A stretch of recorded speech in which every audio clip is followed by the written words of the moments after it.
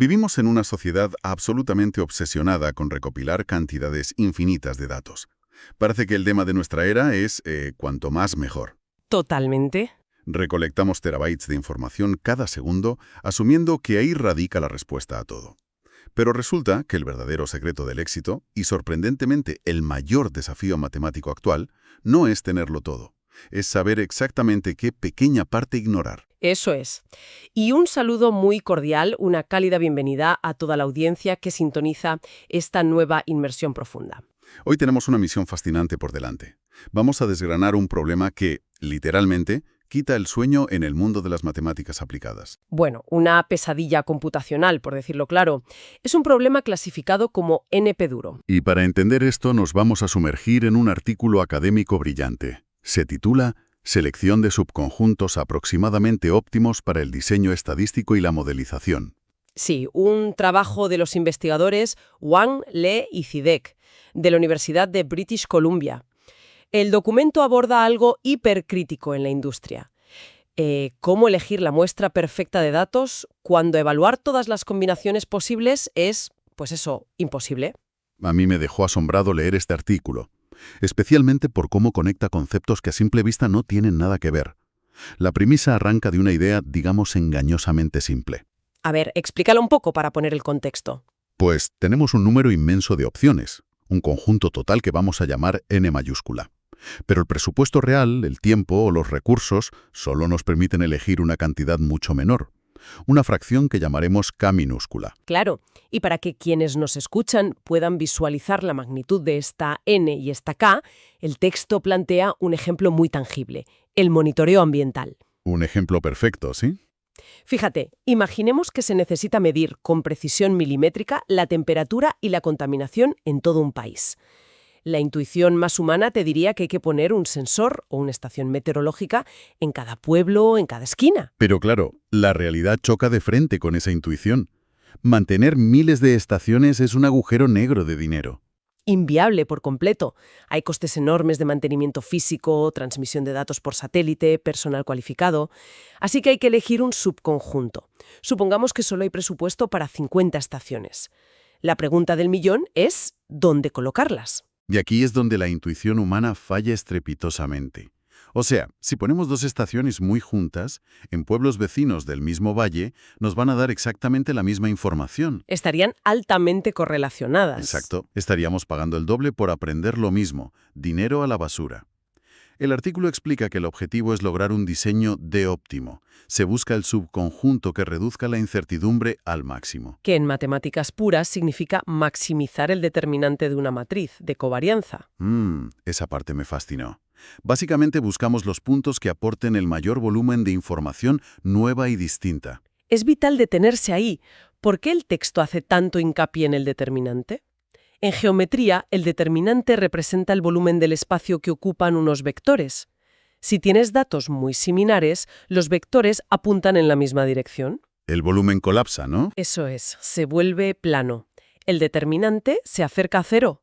Pero si maximizas ese determinante, fuerzas a que los vectores apunten en direcciones opuestas y variadas. Maximizas la riqueza de la información.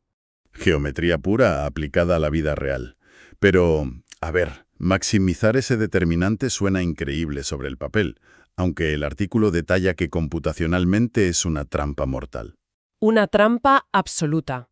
El documento cita a Coe y sus colegas en el 95 que intentaron resolver esto de forma exacta, mediante algoritmos de enumeración o métodos de ramificación y poda. Lo que en inglés llaman branch and bound. Sí, y el resultado fue un colapso. Estos métodos de fuerza bruta solo funcionan para problemas minúsculos, concretamente si n, las opciones totales, es igual o menor a 75. A partir de ahí, explota exponencialmente. Ningún ordenador corporativo puede con ello. La famosa explosión combinatoria. Frente a esa imposibilidad de la perfección exacta, me sorprendió ver cómo la ciencia ha sobrevivido con parches. Heurísticas, sí, soluciones aproximadas. Uno de los más clásicos es el algoritmo codicioso o greedy algoritmo. Su lógica refleja cómo pensamos nosotros.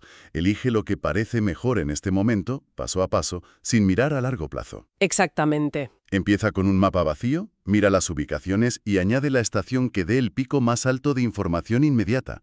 Luego busca la segunda mejor, y así hasta 50. Pero cuidado, el peligro de ese enfoque codicioso es altísimo. Yo soy muy crítica con esto en la industria. Es rápido, no se puede negar, pero es ciego. Carece de visión periférica. Totalmente. Al tomar la decisión óptima en el primer paso, el algoritmo se cierra a puertas a combinaciones ocultas mucho más ricas que habrían surgido en el paso 5. Se queda atascado en óptimos locales. Es bueno en su barrio, pero no encuentra la mejor solución global. Ya. Y el artículo menciona otros intentos como el Dead Max, que intercambia puntos, pero todos sufren de carencias teóricas, no te garantizan estar cerca de la perfección. Por eso este documento da un salto cualitativo brutal. Deja atrás esos parches y nos mete en una batalla de algoritmos modernos. Es un duelo espectacular, biología evolutiva contra física cuántica. Madre mía, suena a ciencia ficción. A ver, empecemos por la biología computacional. El documento expone los algoritmos genéticos, basándose en Ruiz Cárdenas, y la viabilidad industrial de esto es innegable. Claro, imitan la evolución darwiniana para mejorar soluciones estadísticas. Yo leí esa parte y pensaba, ¿cómo evoluciona una matriz de covarianza? ¿Cómo lo logra? Pues es un proceso meticuloso. No arranca con una idea. Toma una población inicial aleatoria. Pongamos 100 diseños diferentes para la red meteorológica. Esa es la primera generación. Vale.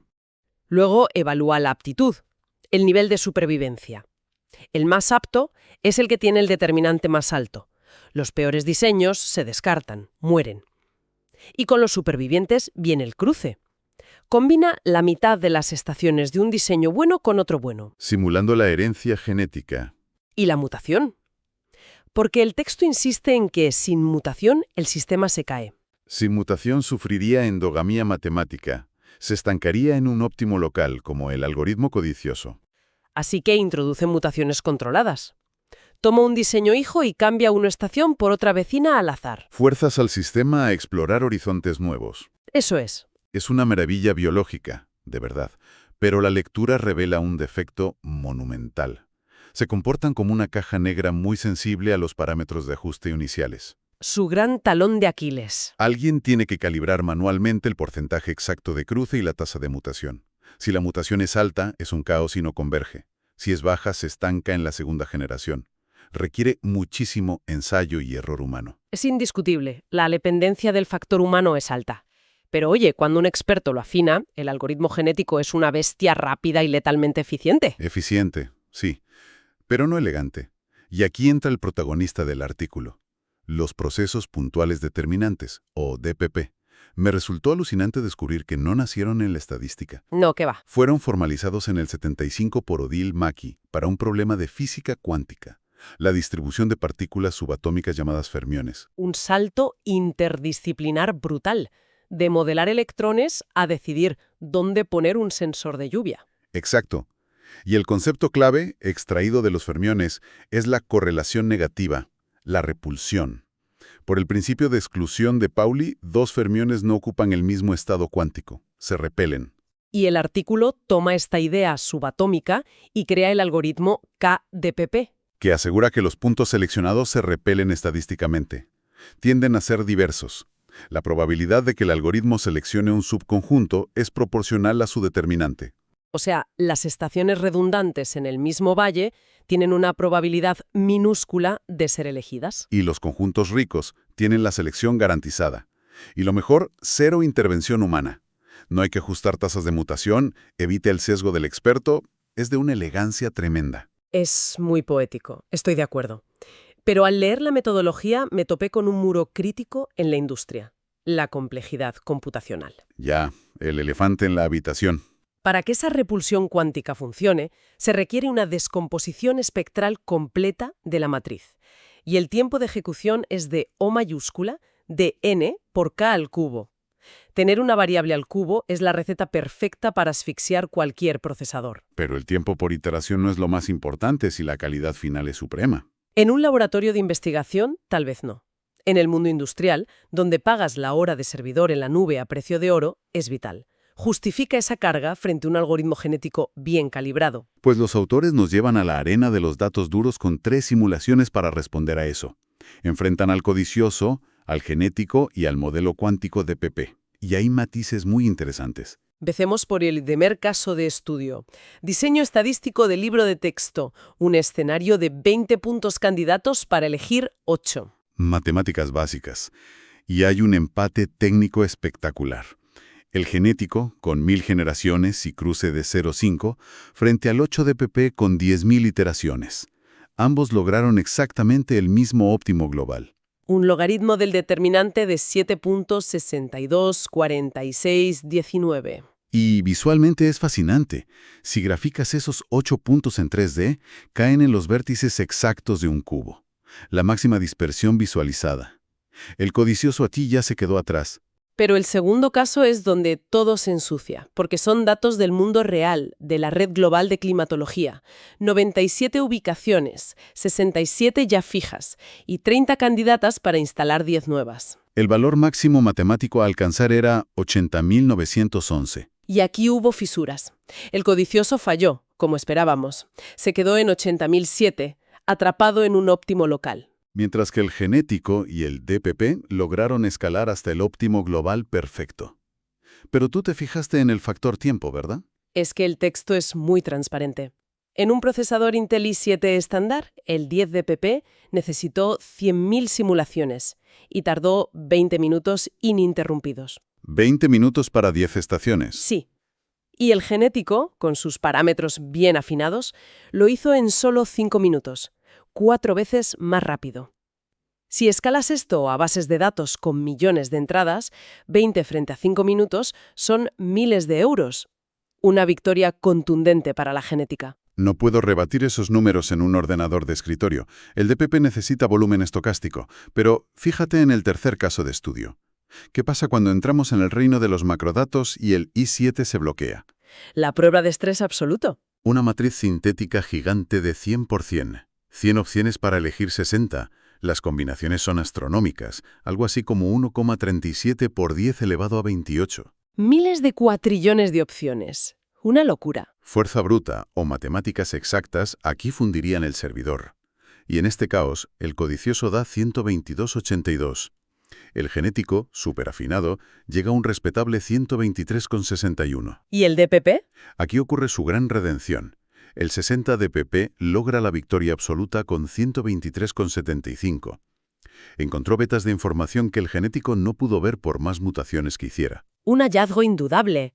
Pero claro, con la matriz de 100%, esa penalización de K al cubo debió ser catastrófica.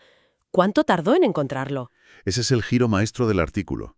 Tardaron exactamente lo mismo, 1 hora de reloj. 1 hora ambos. Sí, porque ya no usaban un i7.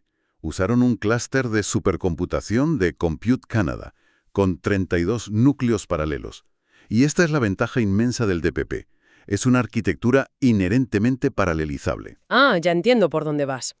Claro, el genético tiene que esperar a que termine una generación para cruzarla y empezar la siguiente. Es secuencial. Es un embudo absoluto de procesamiento, pero el modelo DPP es estadísticamente independiente.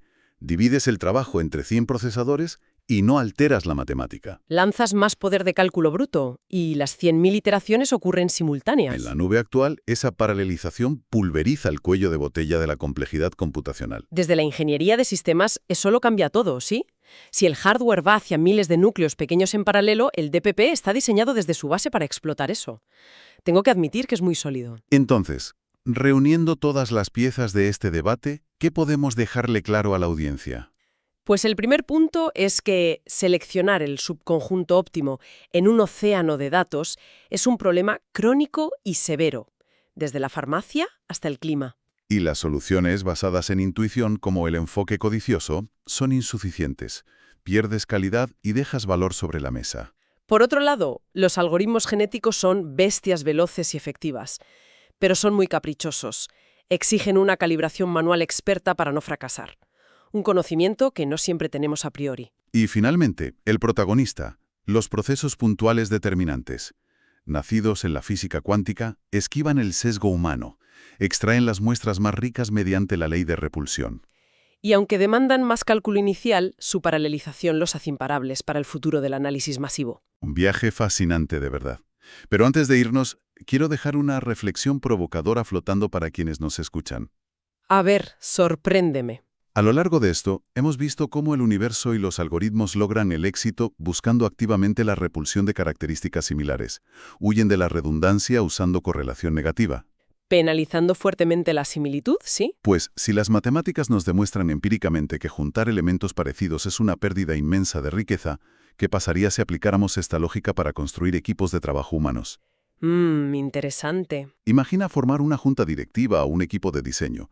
En lugar de buscar gente que encaje suavemente en la cultura corporativa, buscas intencionadamente perfiles que repelan tus propias fortalezas y debilidades. Maximizar la entropía humana. Exacto. Asegurar que el volumen de conocimiento cubierto sea el más divergente y vasto posible. Quizás la innovación disruptiva no esté en la armonía corporativa, sino en abrazar esa fricción cuántica. Estoy convencida de que es una traslación rigurosa y muy provocadora para cualquier líder. Las grandes ideas de la naturaleza siempre trascienden su campo original. Ha sido un análisis verdaderamente estimulante. Un inmenso agradecimiento a nuestra audiencia por dedicarnos su tiempo y sumergirse en estas complejidades.